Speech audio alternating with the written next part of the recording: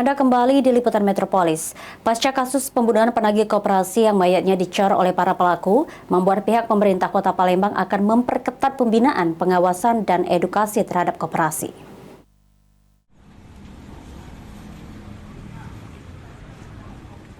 Pasca kasus pembunuhan penagih koperasi yang mayatnya dicor oleh para pelaku, membuat pihak pemerintah Kota Palembang akhirnya angkat bicara. Ditemui pada Kamis 27 Juni 2024, PJ Wali Kota Palembang Uco Abdul Raub Damenta mengatakan agar hal serupa tidak terjadi lagi, pembinaan, pengawasan, dan edukasi terhadap koperasi akan diperketat dengan bekerja sama stakeholder terkait. Ditambahkan PJ Wali Kota Palembang, berdasarkan pengawasan yang dilakukan pemerintah Kota Palembang, koperasi tempat korban bekerja adalah koperasi yang legal.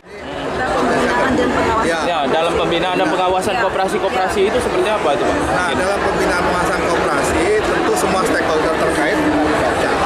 Ya kan?